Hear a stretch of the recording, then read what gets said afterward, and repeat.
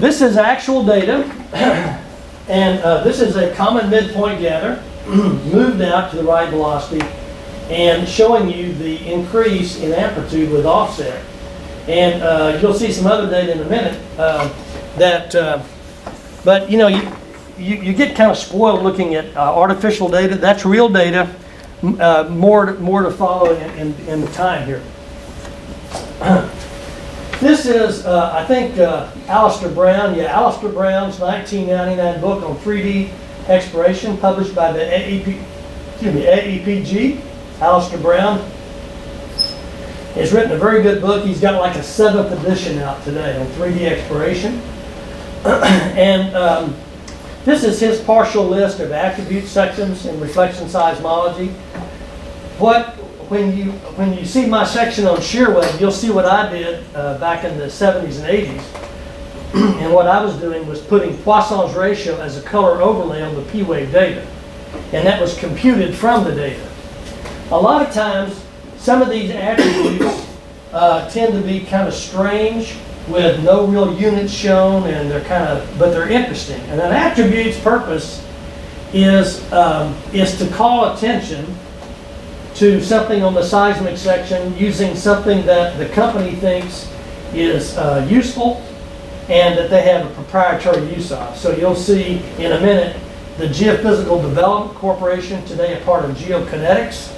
You'll see some cross plots put over as a color overlay on section. It looks kind of like pistachio ice cream in a way. But on the other hand, it does call your attention to an event. And let's go back to that one slide. The slide that I showed from Apache is a good example.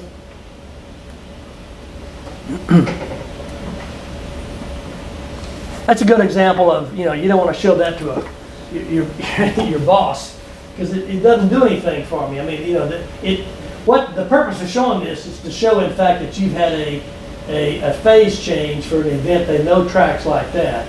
On the other hand, that would not take away all the marks. That wouldn't jump out at you as there's a feature here I want to investigate. But attributes can do just that. And so that's what we want to talk about next. And I'm going to do it with a study that happened in 2001. I was one of the people involved in writing reports. TGS NOPEC, a company got in conjunction with the Geophysical Development Corporation, now part of GeoKinetics, decided they would, this is like the deep water line, is like this for the Gulf of Mexico. They decided they would work in the deep water and put together packaged reports to let the smaller companies understand how to move into the deep Gulf of Mexico and do exploration. And so each of these fields, which in this time frame, 2001, had been discovered, we did petrophysics from well log suites, we did seismic processing, we had 2 to 4 lines and 2 to 3 wells per field, and then there was a description of the field taken from the literature that we would then combine into a report. We did 50 of them. 50 reports on 50 fields, Gulf of Mexico. I wrote 27 of them. And they went out to clients. And so what I'm going to be doing next is to show pictures of some of the work from these to make some points. So time frame is 2001, deep Gulf of Mexico. And here is on the Louisiana side, Viasca Knolls, that particular section, block 829 of the well and so forth. The way this is done is that your seismic data is your standard 2D. This is not 3D. These were 2D lines taken from a 3D survey, but they had been specially processed with dual color.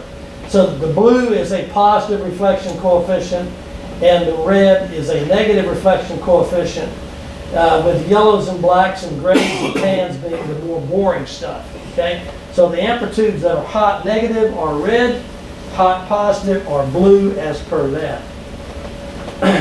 Then what you do is you take and do a synthetic seismogram, which you get from the acoustic impedance log of the well. And in some cases we had both. We had a dipole, we actually had P and S wave, but I'm not going to show any of those, I don't think, today. But all you do is just go into the workstation and then cut the section apart and insert the synthetic written over many times. So for the most part, what you're going to see is this one here was done by my colleague. It's showing both polarities. But normally, what I've done is I go into the section, pull it apart, and play back the synthetic, say 5 or 7 times, the same trace over and over again to have the comparison. But just an example of the water sand being no big deal and the oil sand showing up nice and bright. So from here on, that'll be the scene. Let's start off with something that everybody can agree on. This is Mensa Field. And again, we're at Mississippi Canyon Block 731, the first well in that block. Here's the synthetic. Now, let's go back to this and the cheap flashlight. Here's the well, right? And these data at 4 or 5 seconds down in the earth is the cheap flashlight with its large Fresnel zone, okay? You rarely have good comparison between a synthetic of this infinitesimal point variety and the Fresnel zones because the geology is varying so quickly, it's hard to get, and so the word match is replaced by reconcile. What you want to do is reconcile data like this with data like this. You don't do matching of it. It just doesn't work. So you do the best you can. This is about as good as you can get for 2D. More on that later. 3D adds a dimension that, especially for the migration aspect, that is quintessential. But so we had a pretty good tie here with shallow events. We had good ties throughout, but in the zone of highest interest, I've blown it up. So here is this large amplitude anomaly. Can everybody see the amplitude anomaly? This is what a trillion cubic foot gas field looks like in the Gulf of Mexico, 1T, and it's a very simple field. This is a blanket sand. That's why it works. That's why this looks like the cheap flashlight. It's a blanket sand. And as such, the geology is just not changing.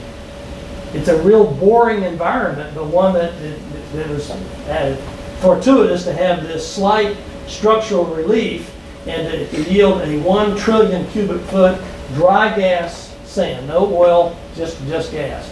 So the match is quite good between the synthetic response and the seismic response. That's about as good a match as you'll see for 2D comparisons.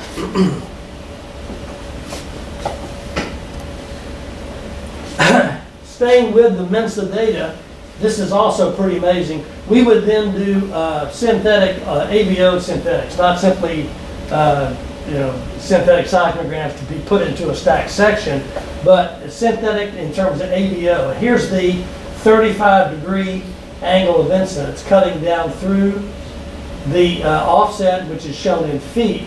So this is offset here with the angle to offset connection shown here by the blue line. This is obviously synthetic data. It looks synthetic. This is real data. And again, when your data are that boring, that noise-free, that simple, that the geology is that simple, you can get comparisons like this. I mean, it's just a remarkable connection between what you would predict, AVO increasing like this for the gas zone, and what is in fact seen. Now, you don't see those every day, so it's like, most of you look more like the Apache example. You go, whoa, I think there's something here. But this, when you get one like this, you say, oh, that's amazing, Okay, and then you can see those. They're still there. The Auger field. This is in Garden Banks 427. There's a salt dome here with a fault coming radially off of it. And we had a seismic line that came through here. On this one, we have wells here, one down here. A couple of interesting things here. Again, here's the 2D seismic data. This is what an out-of-the-plane reflection from a salt neck looks like. So here's the salt dome coming up over here, and we're in a 2D line like this. So the salt neck, this part down here, plays out as this out of the plane reflection here. But the other parts of the salt do a nice job of literally turning off all of the reflection events. And then you can see the gas and the oil layers lapping onto this salt for this auger field. This was easy to replicate. Turned out that the reference I used to compare our data had about the same position of the line. So I could literally take his article and kind of mimic it with my data and write a report pretty easily. Some of you had to go dreaming because you didn't really have enough data to write a good report. Okay, now let's look at some AVO on this one. This is, again, the same auger field. Okay, now I'm going to take away everything except just the data. That's the 0 to 8 degree stack. Those would be the near traces. And here they are, 16 to 24.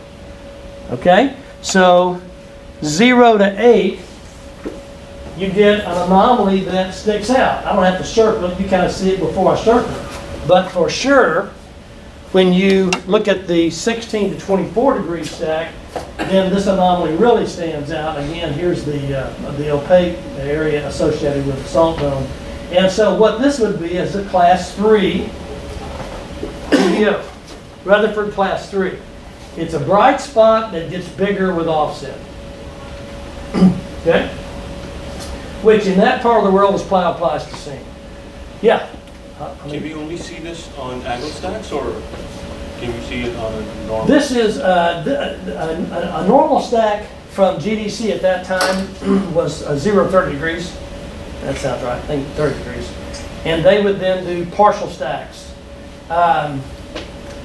And what I like to do normally when I'm looking at data is do nears, mids, fars, no matter what I've got, just to kind of get my head around what's happening, and I'll put all three of them up and look at them, nears, mids, fars.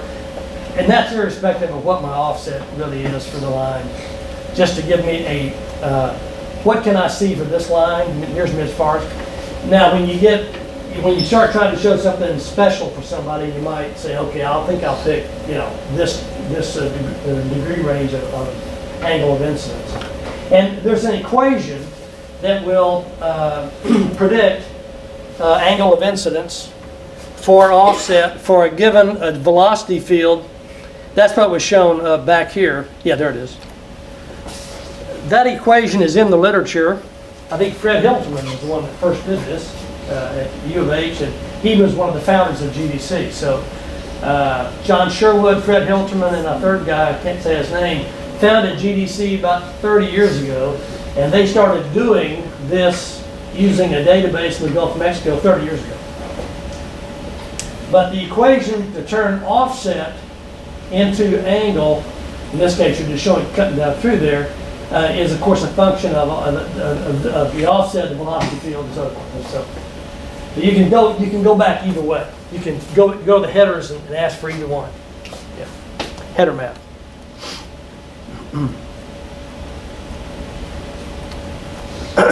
Okay, another world here, Mars Basin. Now we're in shell territory. I think the auger was shell too. I can't remember for sure. This is definitely shell territory. And I like to show this for a lot of reasons. First off, this is Mississippi Canyon, block 807, the first well on that block. And folks, if you see data like this, trust me, something happened really different right here. I mean, if you're looking at a regional line, 2D, and you get something like that, that is that's a regional metamorphic event. And I really don't know what it is. I know that you'll see in a minute. This is still Pleistocene here, Miocene deeper.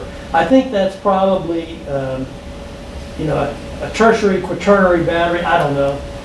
There are ubiquitous reflections around the world that the sequence stratigraphy people have glommed onto. One of them is the Cretaceous boundary, because in Cretaceous time, all hell broke loose, a lot of geological events, and it's captured in the sedimentation. Well, here's another one here. I don't know what it is, but trust me, that the time from here to here changed markedly at that moment. Might have been simply a major change in the riverine system that is bringing in the sediments like the Mississippi, a climate event. I don't know. I do know that this is Pleistocene. I'll show you in a minute. And this is earlier than that. This could be a quaternary tertiary boundary right there. I don't know. So we're going to look at these sediments down here and their potential. And again, same well, just a close-up of that. We're going to look at sediments here and then sediments down here. And we're going to look at it with, first off, some petrophysics. I'm not going to dwell on this. But again, Geophysical Development Corporation had their own choices of attributes. And one of the things they liked was a half natural log of the acoustic impedance as a measuring point for their petrophysical data. And also a keyword estimated Poisson's ratio from the linearization of the Zopert's equation from Hilterman. They could estimate Poisson's ratio with offset and try to build the shear data back into the P-wave data with offset.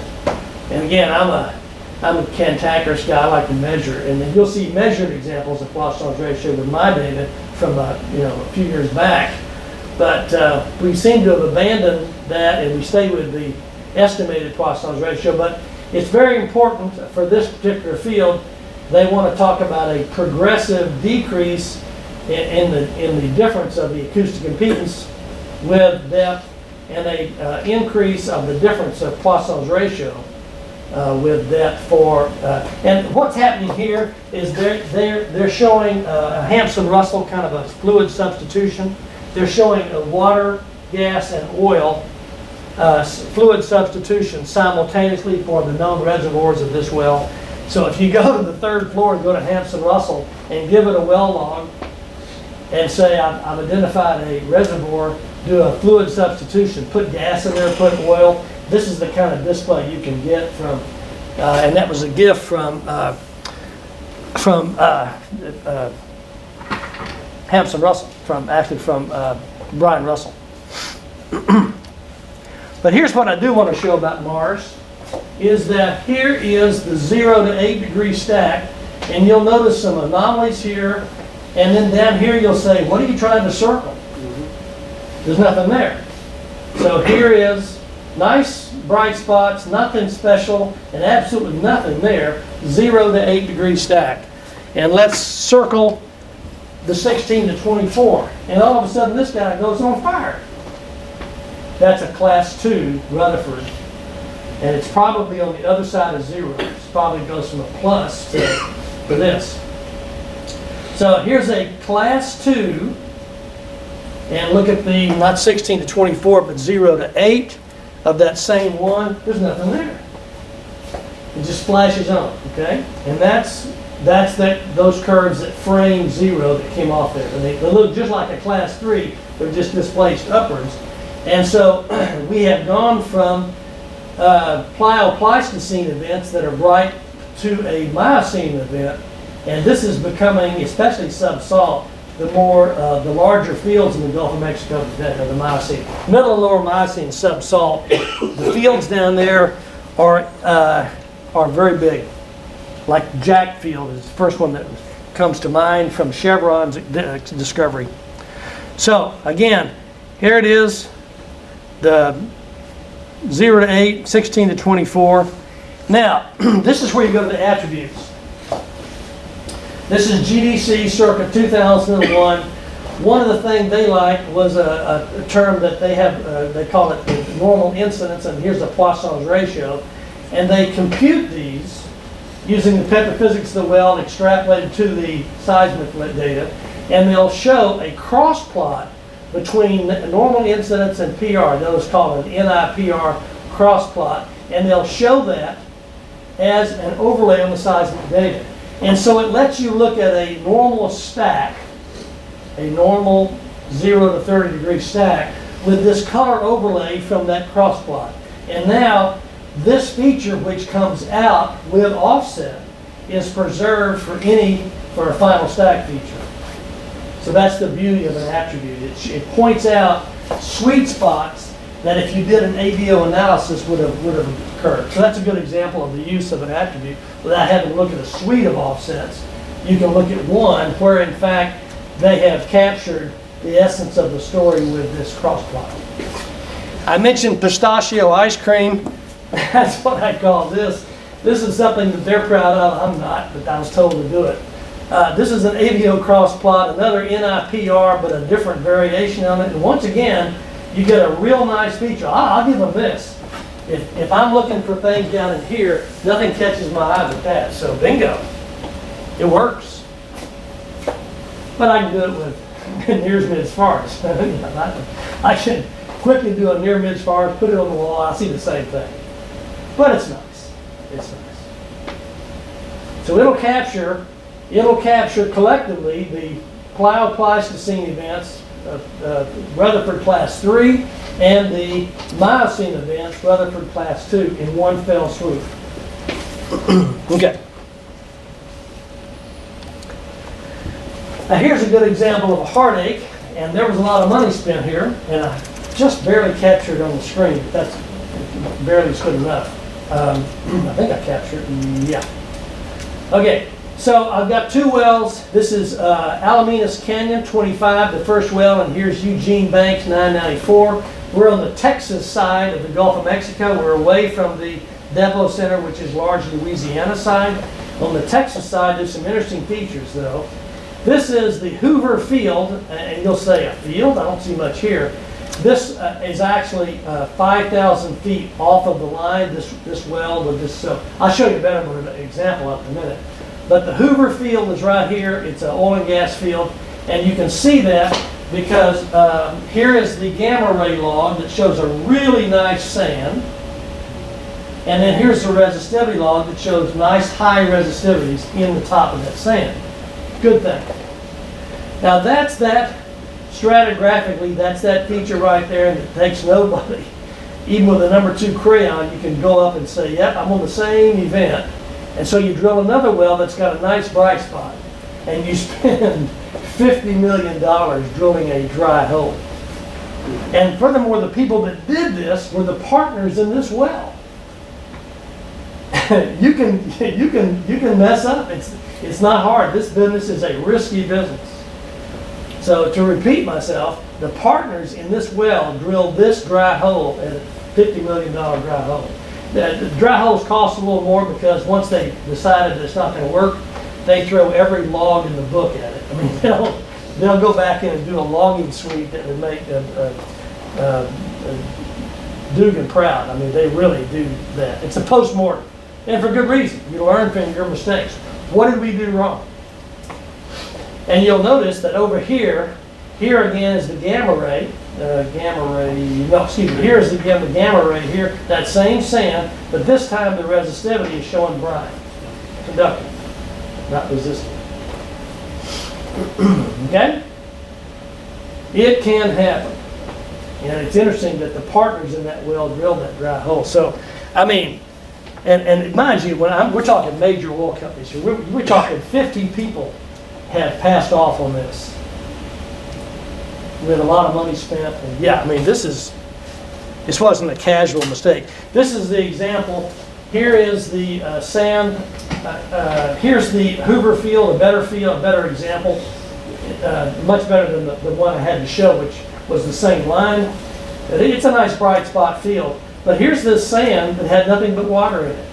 So just when you're ready to say, oh, we got all we need to find the oil and gas out there, this happened just 10 years ago, 10, 12 years ago. That's why you need resistivity as a second opinion. Resistivity would have shown this and it would have said, what? You need a second opinion. And it's cheap. It would be 1% of the seismic budget. And that seismic budget is only 10% of the well. So 99%, I mean, talk about a good investment. You add 1% to your geophysical budget to hedge the bet on a well that costs 10 times what your total geophysical budget is, and it would have told you it would have given you at least an insight that this is not cool. Okay.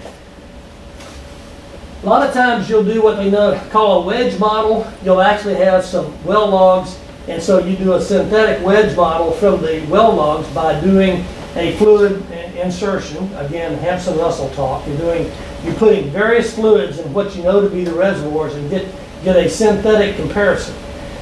Now we've gone to Eugene Banks, 945, the first well from the Diana Reservoir. Diana, again, Texas side. I think this is a Chevron discovery. Okay? And I think this is one of the most amazing things I've ever seen in my career in the petroleum. And that is, here is what the wedge model would predict for the Diana field. Again, here's the gas, and then a flat spot for the gas oil interface, and then an oil anomaly, and a flat spot for the oil-water interface for this reservoir. And this is a salt dome, and this is a reservoir that rings the salt dome. It's absolutely a continuous sand with the salt dome coming up after the fact. Okay? Here's what the real data looked like. I had a tough time convincing my partner when I showed him this. I said, I think we've got an amplitude anomaly for the whole 9 yards. And that's what in fact it is. Here's the gas, and here is the flat spot for the gas-oil interface. Here's the oil ring, and you can't see the flat spot for the oil-water interface, and from there on down it's water, and you just glance at it and say, take away the headings, and you'd say, and compare it to what you've just done with the modeling, and it looks about the same. Here is some of GDC's stuff again. Here's the NIPR cross plot as an overlay on this. Again, the gas response, the oil response, and the water response. This is being produced today. This oil ring shows up nicely. They leave the gas in place as a driving mechanism. They are producing the oil ring clear around this Diana dome. And I think it's Chevron. And so this is driving the oil ring, and they're taking off, I don't know how many tens of thousands of barrels of oil a day out of this today on the Diana field, Texas. Risk reward, that's what Gulf of Mexico is. It's not as simple as oil and gas mining, which you say, wow, you just go down there and mine the oil and gas, which is pretty amazing right now. But there's some big fields out there, and for that matter, off of Brazil, ditto, and off Nigeria and other places. There's a lot of oil and gas that is still traditional, conventional business, reservoir rock, source rock, whole thing, trap, seal, because these fields are worth the effort. This is a big guy here. And when they get done with the oil, they got a huge 2 trillion cubic foot gas field that they'll turn on, but not until they produce the oil out of it. And they're in no hurry. They've already paid their banker off them, and these are majors. One more thing to kind of end the story, I think, and that is I want to show you a CDP from the gas, a CDP from the oil, and the CDP from the water for that same line. And this is what you get. In the gas, you get a bright anomaly that gets brighter with offset. Notice the hockey stick here. I got too much offset. You can't move it out. That's either anisotropy or the wrong equation. Either one. That's a good example. And here it is here, the hockey stick. These offsets. And so you have a choice. You can come in here and mute that. If you want to do a stack, you probably would mute it for a stack just to get rid of that tail. Yeah. But on these gathers, here's the gas, here's the oil, and if I didn't put the air there, you'd say, where's the water? It's just that easy. That could be about my last slide. Let's see. One more. This is from Eichel and Amundsen. It just shows that in 1985 they took a snapshot. Here's a reservoir today, or not today, but in 99 when the book went to the publisher. That same reservoir looks like this. So taking snapshots of reservoirs has become very useful. Okay. 3 more lectures on Tuesdays. no more labs on Thursdays, except for we show up and I say we show up, I'll probably show up 20, 30 minutes. Gulce will be here to give you some advice. And the data we've given you is really pretty nice. It's high quality marine data. The data came from Western Geophysical in about 05, 06. And a buddy and I, meaning one of my previous TAs, he now works for Chevron in Calgary, had to decimate the data. It was too big. And so even in 06, when we decimated it, I think we took like every third field file, and then we cut off from 15 seconds to what, 6.5, whatever it is. And we, just to try to make it where we wouldn't just clunk around. When we finally got done, it still clunked around because that was 2 servers ago. Today's server, I tried it out, you can go from field files to a stack in about 2 minutes. So it's quick. Took about 20 back then, so it's amazing how much faster it is. That's the reason I wanted to give it to you. I didn't want to frustrate you with data that would take so long to process, you get bored with it. But work by yourself. And everyone will do a good section, and everybody will beat my section. I've already done mine, and mine is sloppy. I mean, all the things I told you not to do, I did, right?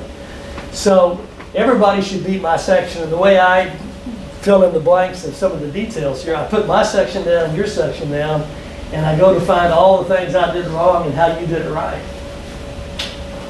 So take your time. We've got 4 weeks, 3.5 weeks left.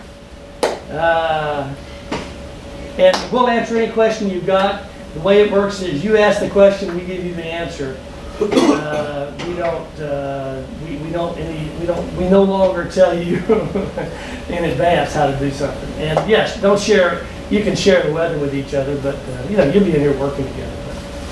And everybody's going to give me a section that's going to beat mine, and they're all going to be wrong, but collectively they're starting to tell the right story. And it's a pretty interesting story.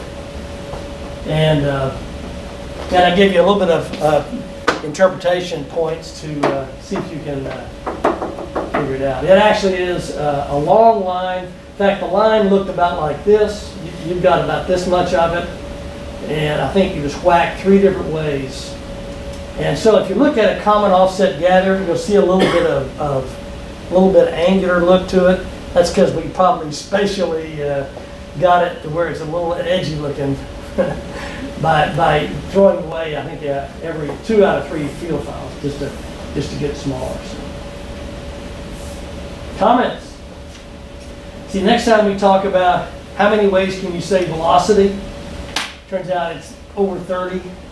And we'll cover all those to make sure you have them straight.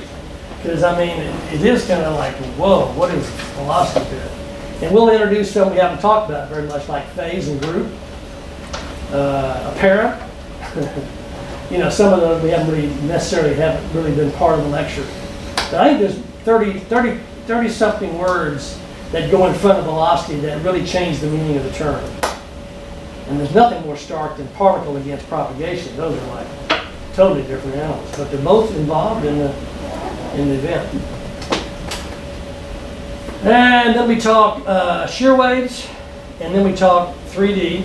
The shear wave talk will break from the pattern, and it'll be a talk I gave at Western GECO, and it'll kind of review what we did back in the 70s, and it'll put some epilogues on there that are current shear wave discussions and like that. So, and it'll take, I'll be tired on that, but it'll take about an hour and, I don't know, hour and a half. The other ones are kind of short. This is not a long data set. I just kind of protracted it and talked about some other things. So, any comments now, or we'll just call it a day? Have a good second spring break, and we'll see you next Tuesday. And that's about it.